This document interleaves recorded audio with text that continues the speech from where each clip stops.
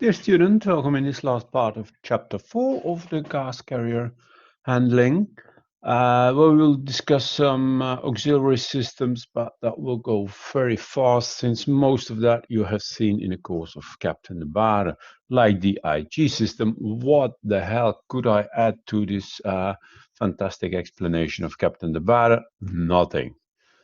Maybe there's only one thing I can tell you, that is that the quality of the IG on board of a gas tanker is many times better compared to the quality of IG on board of an oil tanker. That the oxygen concentration is almost something around 0.5%. While on board of an oil tanker, as you know, that should be below 5%. So that's 10 times lower than related to an oil tanker.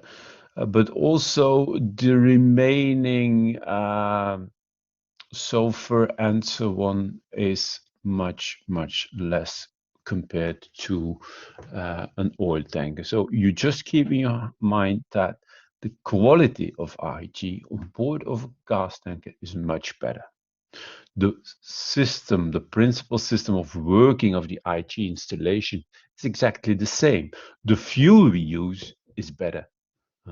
So we use diesel oil or better to produce these IG. Should be the product we insert into the tank should be clean. We need clean tanks. Gases are chemicals, you know. We cannot allow to have any pollution inside the tanks created by IG. That's all I want to say about IG systems. Very nice. Gauging systems, we have different possibilities, which you discussed already, I presume, with Captain de Bare. The only thing I want to underline here is the float gauge, because the float gauge is typically gas tankers. That's a manual system where you should, which is still used to do the survey with. In the normal operation, you will do with your radar or the system, but the survey will be done with the float gauge because that is still the most accurate and that is the one that surveyors will believe. So the float gauge is nothing else than a system where on a cable you have a float. This is a stainless steel box, empty inside, which floats on the liquid. So there is a C position when it's completely upward. Then you can block it. This is a float lock. You can block the lock, and the floating box is completely up in this position here. So that is the C position. Then you cannot damage it while the liquid is sloshing in the tanks. But in port, you can release it, and the goal is that this floats on the liquid. What you will read here is the level in the tank, the liquid level in the tank. Although what you measure is the inch, because this floats and you will measure the inch, but it indicates sorry, it measures the ullage, but it indicates the inch. I apologize for that.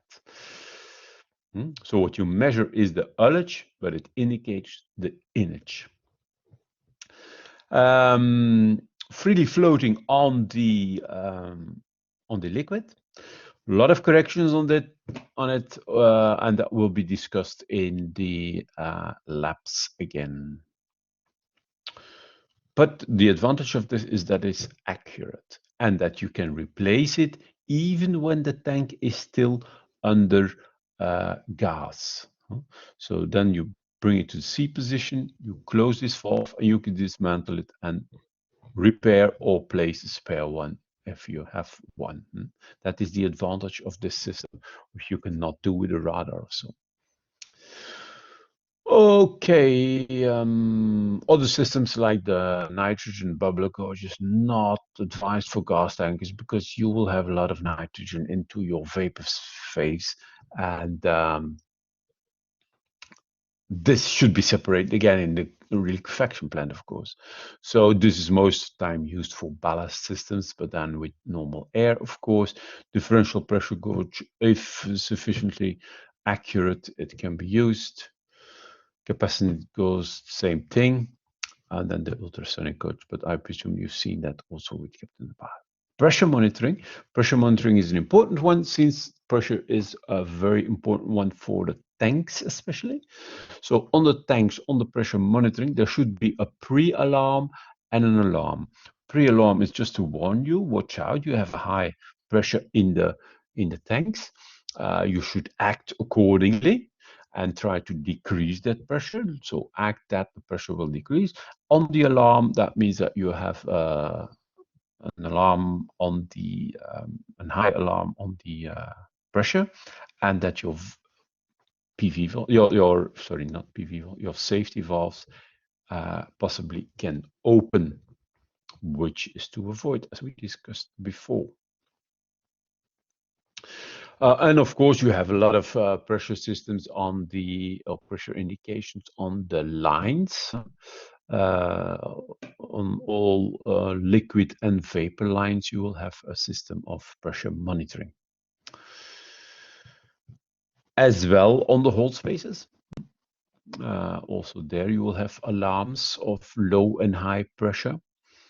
Because there you, as we discussed before, you also need an overpressure related to the atmospheric pressure.